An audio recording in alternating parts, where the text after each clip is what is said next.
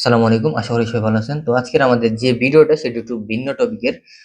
ভিডিওতে আসলে যেটা হলো সেটা হলো আপনার এই বিকাশ অ্যাকাউন্ট গুলা আরকি এরকম ক্লোজ হয় কিভাবে? বা অ্যাকাউন্ট ব্যান হলে বা বন্ধ হলে করণীয় কি? বা এটা কেন হয়? বা এই বিষয়ে আরকি বিস্তারিত। এখানে দেখতেছেন প্রত্যেকটা অপশন কিন্তু কালো হয়ে গেছে। এখন কিন্তু আমি কোনটাই কিন্তু আর ব্যবহার করতে পারব না। এই অ্যাকাউন্টে কোনো আর লেনদেন করার জন্য ব্যবহারযোগ্য না। ঠিক আছে? তো এটাই হলো আজকের ভিডিওতে যে এই অ্যাকাউন্ট গুলো এরকম বন্ধ হয় কেন? আর অ্যাপ ডাবল বা এইসব বিষয়ে এগুলো জানতে হলে আমাদের ভিডিওর ভিতরে ঢুকলে চ্যানেলের ভিতরে ভিজিট করলে এই সব বিষয়ে বিস্তারিত জানতে পারবেন।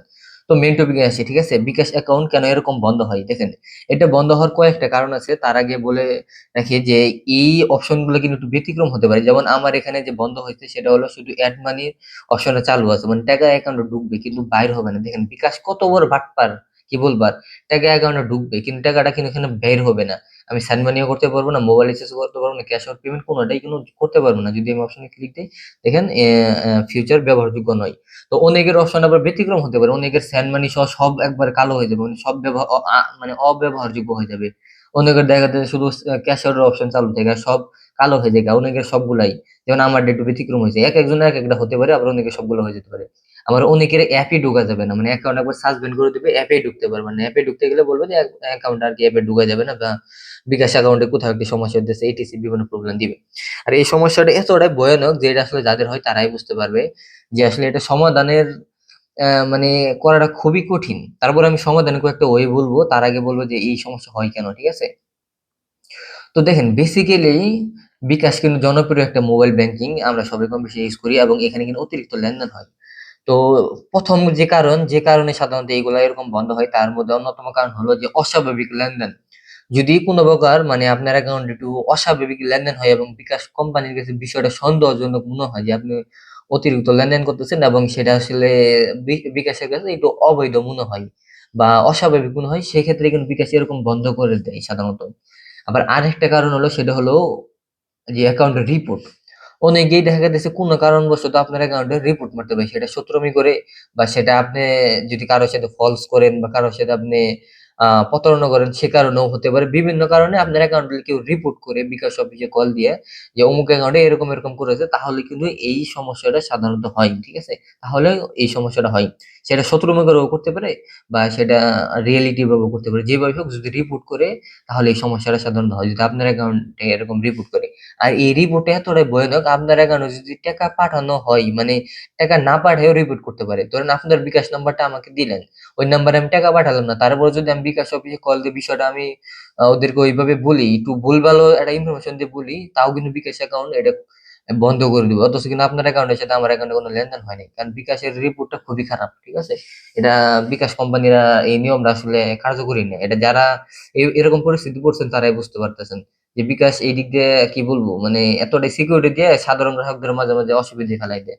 যাই হোক, আরেকটা কারণ হতে পারে সেটা হলো আপনার অ্যাকাউন্টের ভেরিফাই বা রেজিস্ট্রেশন প্রক্রিয়া যদি একটু প্রবলেম থাকে। অনেকের অ্যাকাউন্ট দেখা যাচ্ছে রেজিস্ট্রেশন করার ক্ষেত্রে কোনো ভুল থাকলে বা নিয়ম বা তথ্য যদি ভুল দিয়ে থাকেন বা তথ্য পরবর্তী আপডেট করেন, তখন এই সমস্যা সাধারণত হয়ে থাকে। ঠিক আছে? এই বেসিক ৩-৪ টা কারণে এরকম উল্টাপাল্টা হয়। এরকম কারণে এই বিকাশ অ্যাকাউন্ট এরকম বন্ধ হয়ে যায় সাধারণত। এখন কথা হচ্ছে এটার করণীয় কি? ঠিক আছে? আর হ্যাঁ, আমার চ্যানেলে যারা নতুন আসছেন, ঠিক আছে? যারা নতুন অবশ্যই চ্যানেলকে সাবস্ক্রাইব করবেন। কারণ আমার চ্যানেলে কিন্তু এই যে বিকাশ নগদ বিষয় বিভিন্ন রকম ভিডিও, অ্যাপ ডাবল সিম ছাড়া A to Z বিভিন্ন বিষয় কিন্তু ভিডিও ছাড়া হয়। VPN ডিভাইস সম্পর্কে বিভিন্ন বিষয়ে। তো পরবর্তী এইসব বিকাশ নগদ সতর্ক বা প্রতারণা থেকে কিভাবে বাঁচবেন বা সেফ ভাবে বিকাশ নগদে কিভাবে লেনদেন করবেন, বিভিন্ন বিষয়ে আমরা কিন্তু ভিডিও ছাড়ি। ঠিক আছে? বিকাশ নগদের কিভাবে সেফ ভাবে লেনদেন করবেন যাতে কেউ আপনার থেকে প্রতারণা করে টাকা না নিতে পারে। বিভিন্ন বিষয় কিন্তু আমরা ভিডিও আপলোড করি। সেই বিষয়ে পরবর্তী ভিডিও পাওয়ার জন্য অবশ্যই চ্যানেলটিকে সাবস্ক্রাইব করবেন। এখন সমাধানের জন্য কয়েকটা ওয়ে আছে। ১ম ওয়ে হলো আপনি, সেটা হলো আপনার ওই এই বিকাশটা যার এনআইডি দিয়ে রেজিস্ট্রেশন করা, ওই এনআইডি কার্ডের ফটোকপি এবং ওই ব্যক্তিকে নিয়ে আপনাকে বিকাশ গ্রাহক সেবায় যেতে হবে। ধরুন আপনি আছেন হলো চট্টগ্রাম। তো চট্টগ্রামের আশপাশে বিকাশের গ্রাহক সেবা কোথায়? সেটা আপনি বিকাশ অফিসে কল দিয়ে জেনে নিতে পারবেন। গ্রাহক সেবায় যেয়ে এই বিষয়টা আপনি বলবেন যে এরকম করেছে, আসলে আমার এরকম নেয়। তো ওই বিষয়টা বলে একটা আপনি কমপ্লেইন করবেন বা একটা আপনার আপিল করবেন। তো এই বিকাশটা যার এনআইডি তে রেজিস্ট্রেশন করা ওই এনআইডি ফটোকপি এবং যার ওই এনআইডি ব্যক্তি, এই ২ জন অবশ্যই সাথে নিয়ে যেতে হবে। না হলে কিন্তু হবে না। তো নিজে হাফিজ বলে আশা করি আপনাদের ১-২ সপ্তাহের মধ্যে বা ১-২ মাসের মধ্যে বা ইনস্ট্যান্টও এক দিনের মধ্যে হতে পারে, বলা যায় না। বাট আমি যেটা বলবো সেটা হলো আপনার 99% না হওয়ার সম্ভাবনা, বা 80%, 80% না হওয়ার সম্ভাবনা, আর 10% হওয়ার সম্ভাবনা, কারণ এগুলো খুবই ক্রিটিক্যাল। বিকাশের সিকিউরিটি খুবই হার্ড, ঠিক আছে? তো 80% না হতে পারে, আর 20% হতে পারে, ঠিক আছে? তাও 100% না। আর এটা সেটা হলো বিকাশ লাইভ চ্যাটে যোগাযোগ করে একটা আপিল দিতে পারেন। ওই যে আপিলটা আপনি সরাসরি যাই দিবেন, ওই আপিলটা চাইলে আপনি অনলাইনেও দিতে পারেন, ঠিক আছে?